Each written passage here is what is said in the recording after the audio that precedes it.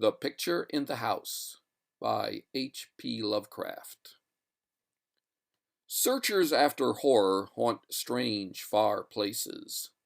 For them are the catacombs of Ptolemais and the carven mausolea of the nightmare countries.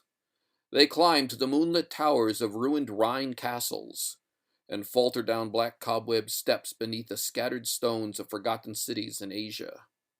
The haunted wood and the desolate mountain are their shrines, and they linger around the sinister monoliths on uninhabited islands.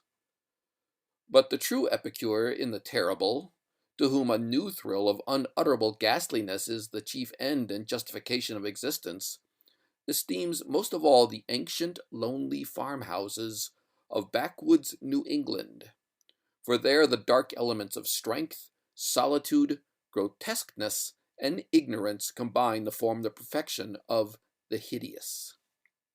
Most horrible of all sights are the little unpainted wooden houses remote from traveled ways, usually squatted upon some damp grassy slope or leaning against some gigantic outcropping of rock. 200 years and more they have leaned or squatted there, while the vines have crawled and the trees have swelled and spread. They are almost hidden now in lawless luxuriances of green and guardian shrouds of shadow, but the small paned windows still stare shockingly, as if blinking through a lethal stupor which wards off madness by dulling the memory of unutterable things. In such houses have dwelt generations of strange people, whose like the world has never seen. Seized with a gloomy and fanatical belief which exiled them from their kind, their ancestors sought the wilderness for freedom. There the scions of a conquering race indeed flourished free from the restrictions of their fellows, but cowered in an appalling slavery to the dismal phantasms of their own minds. Divorced from the enlightenment of civilization, the strength of these Puritans turned into singular channels, and in their isolation, morbid self-repression, and struggle for life with relentless nature, there came to them dark, furtive traits from the prehistoric depths of their cold northern heritage. By necessity practical and by philosophy stern, these folk were not beautiful in their sins. Erring as all mortals must, they were forced by their rigid code to seek concealment above all else, so that they came to use less and less taste in what they concealed.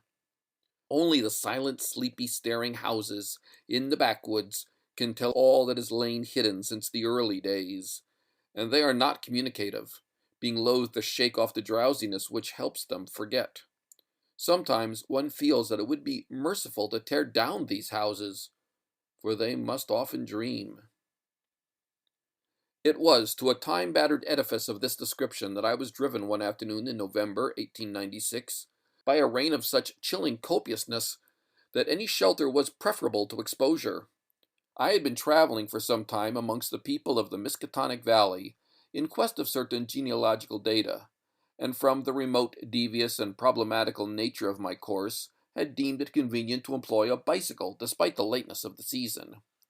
Now I found myself upon an apparently abandoned road which I had chosen as the shortest cut to Arkham, overtaken by the storm at a point far from any town, and confronted with no refuge save the antique and repellent wooden building which blinked with bleared windows from between two huge leafless elms near the foot of a rocky hill.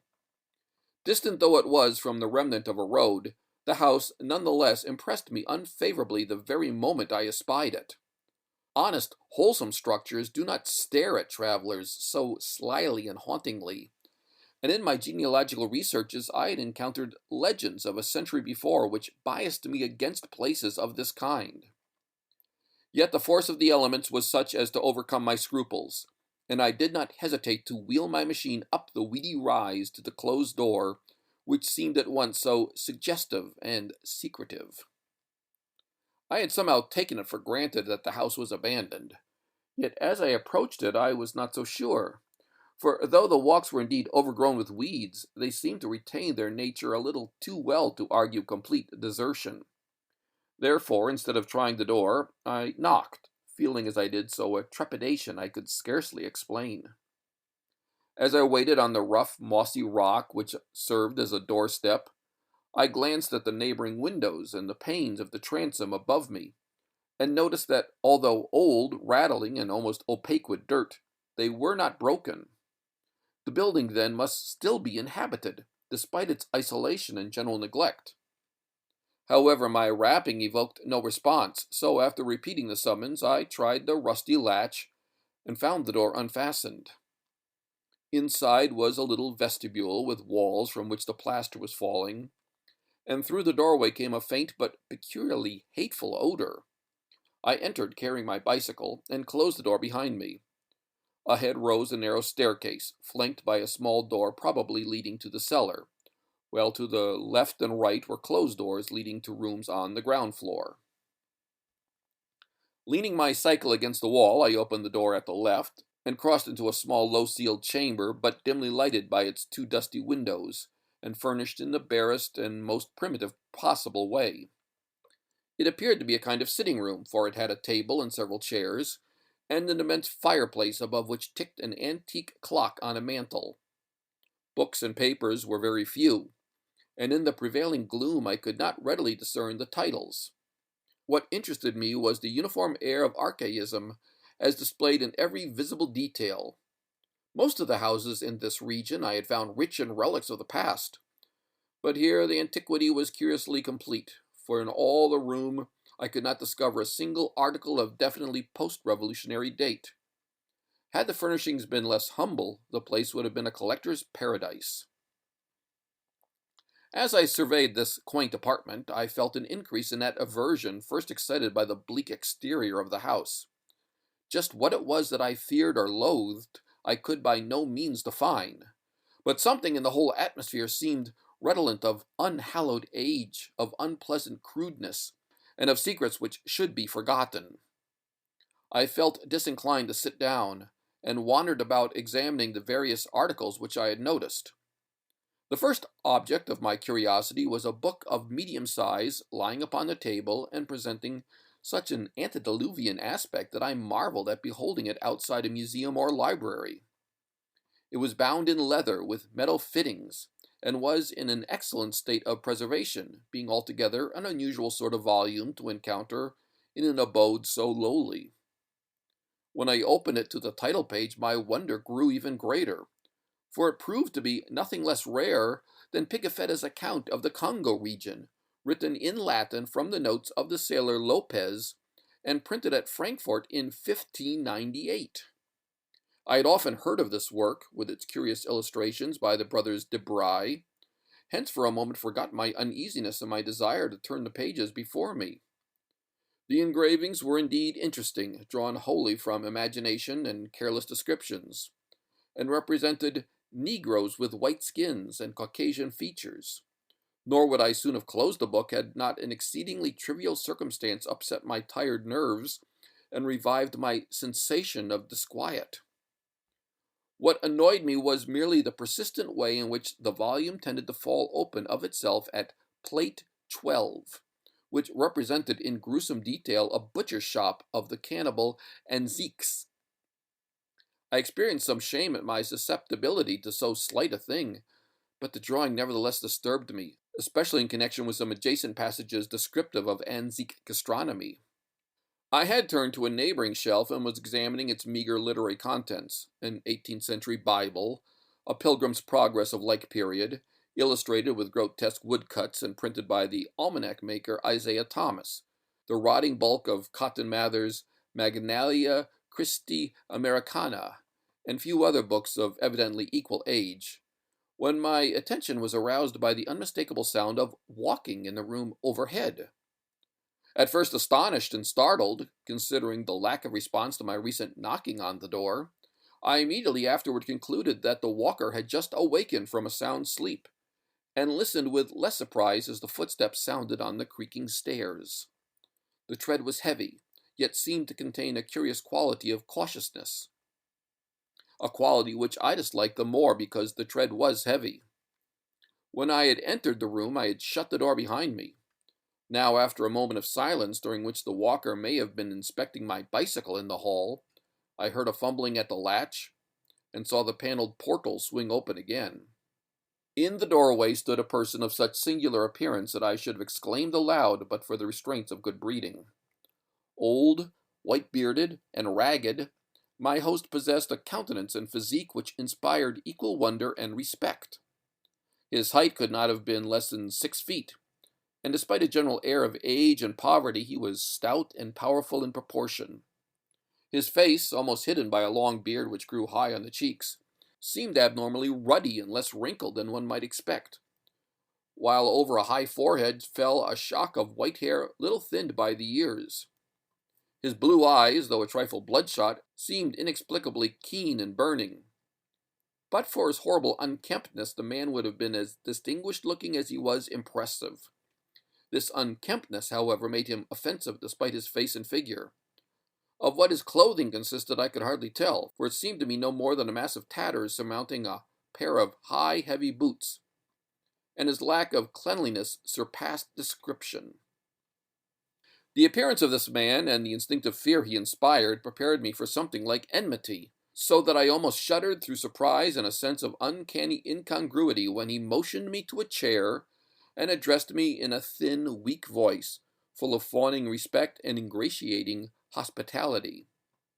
His speech was very curious, an extreme form of Yankee dialect I had thought long extinct, and I studied it closely as he sat down opposite me for conversation. "Catched in the rain, be ye?" he greeted. "Glad you was nigh at the house, then, had the sense to come right in. I calculate I was asleep, else I heard ye. I ain't as young as I used to be, and I need a powerful sight of naps nowadays. Travelin' fur? I ain't seen many folks along this route since they took off the Arkham stage." I replied that I was going to Arkham, and apologized for my rude entry into his domicile, whereupon he continued. "Glad to see you, young sir. New faces is scarce around here, and I ain't got much to cheer me up these days. Guess you're here from Boston, don't you? I never been thar, but I can tell a town man when I see him. We had one for district schoolmaster in '84, but he quit suddent, and no one never heard on him since." Here the old man lapsed into a kind of chuckle, and made no explanation when I questioned him. He seemed to be in an aboundingly good humor, yet to possess those eccentricities which one might guess from his grooming. For some time he rambled on with an almost feverish geniality, when it struck me to ask him how he came by so rare a book as Pigafetta's Regnum Congo. The effect of this volume had not left me, and I felt a certain hesitancy in speaking of it, but curiosity overmastered all the vague fears which had steadily accumulated since my first glimpse of the house. To my relief, the question did not seem an awkward one, for the old man answered freely and volubly. "Oh, that Africy book. Cap'n Ebenezer Holt traded me that in '68. Him as was kilt in the war." Something about the name of Ebenezer Holt caused me to look up sharply. I had encountered it in my genealogical work, but not in any record since the Revolution. I wondered if my host could help me in the task at which I was laboring, and resolved to ask him about it later on. He continued. "Ebenezer was on a sailor merchantman for years, and picked up a sight of queer stuff in every port. He got this in London, I guess. He used to like to buy things at the shops. I was up to his house once, on the hill, trading hosses, when I see this book. I relished the pictures, so he gave it in on a swap. 'Tis a queer book. Here, leave me get on my spectacles." The old man fumbled among his rags, producing a pair of dirty and amazingly antique glasses with small octagonal lenses and steel bows. Donning these, he reached for the volume on the table and turned the pages lovingly. "Ebenezer could read a little of this. 'Tis Latin, but I can't. I had 2 or 3 schoolmasters read me a bit, and Parson Clark, him they say got drowned in the pond. Can you make anything out of it?" I told him that I could, and translated for his benefit a paragraph near the beginning. If I erred, he was not scholar enough to correct me, for he seemed childishly pleased at my English version. His proximity was becoming rather obnoxious, yet I saw no way to escape without offending him. I was amused at the childish fondness of this ignorant old man for the pictures in a book he could not read, and wondered how much better he could read the few books in English which adorned the room. This revelation of simplicity removed much of the ill-defined apprehension I had felt, and I smiled as my host rambled on. Queer how pictures can set a body thinking. Take this one here near the front. Have you ever seen trees like that, with big leaves a flopping over and down? And them men, them can't be niggers. They do beat all. Kinda like Injuns, I guess, even if they be in Africy. Some of these here critters looks like monkeys, or half monkeys and half men, but I never heerd of nothing like this un. Here he pointed to a fabulous creature of the artist, which one might describe as a sort of dragon with the head of an alligator. But now I'll show you the best one, over here nigh the middle. The old man's speech grew a trifle thicker, and his eyes assumed a brighter glow. But his fumbling hands, though seemingly clumsier than before, were entirely adequate to their mission. The book fell open, almost of its own accord, and as if from frequent consultation at this place, to the repellent 12th plate showing a butcher shop amongst the Anzique cannibals. My sense of restlessness returned, though I did not exhibit it. The especially bizarre thing was that the artist had made his Africans look like white men. The limbs and quarters hanging about the walls of the shop were ghastly, while the butcher with his axe was hideously incongruous. But my host seemed to relish the view as much as I disliked it. What do you think of this? Ain't never see the like hereabouts, eh? When I see this, I tell Deb Holt, there's something to stir you up and make your blood tickle. When I read in Scripture about slaying, like them Midianites was slew, I kind of think things, but I ain't got no picture of it. Here a body can see all they is to it. I suppose 'tis sinful, but ain't we all born and living in sin? That feller being chopped up gives me a tickle every time I look at him. I have to keep looking at him. See why the butcher cut off his feet? There's his head on that bench, with one arm side of it, and the other arm's on the ground side of the meat block. As the man mumbled on in his shocking ecstasy, his expression on his hairy, spectacled face became indescribable, but his voice sank rather than mounted. My own sensations can scarcely be recorded. All the terror I had dimly felt before rushed upon me actively and vividly, and I knew that I loathed the ancient and abhorrent creature so near me with an infinite intensity. His madness, or at least his partial perversion, seemed beyond dispute. He was almost whispering now, with a huskiness more terrible than a scream, and I trembled as I listened. As I said, 'tis queer how pictures set you thinking. Do you know, young sir, I'm right sot in the sun here. Arter I got the book off Ebb, I used to look at it a lot, especially when I heard Passon Clark rant on Sundays in his big wig. Once I tried something funny. Here, young sir, don't get scared. All I done was to look at the picture afore I kilt the sheep for market. Killing sheep was kinder more fun arter looking at it. The tone of the old man now sank very low, sometimes becoming so faint that his words were hardly audible. I listened to the rain and to the rattling of the bleared, small-paned windows, and marked a rumbling of approaching thunder quite unusual for the season. Once a terrific flash and peal shook the frail house to its foundations, but the whisperer seemed not to notice it. Killing sheep was kind of more fun, but you know, 'twa'n't quite satisfying. Queer how a craven gets a hold of ye. As I love the Almighty, young man, don't tell nobody. But I swear to God, that picture begun to make me hungry for victuals I couldn't raise nor buy.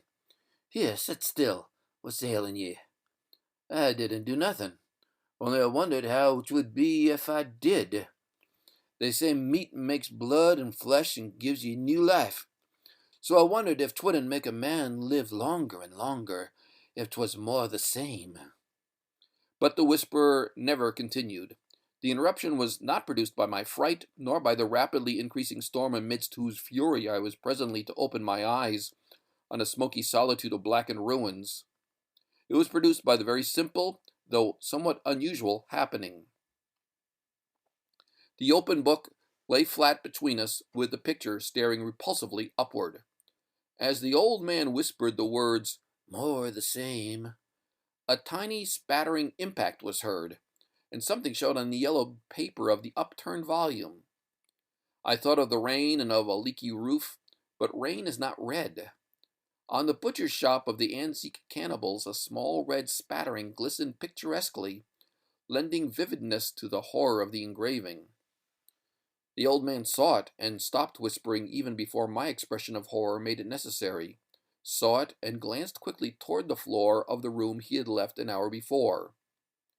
I followed his glance and beheld just above us on the loose plaster of the ancient ceiling a large irregular spot of red crimson which seemed to spread even as I viewed it. I did not shriek or move, but merely shut my eyes.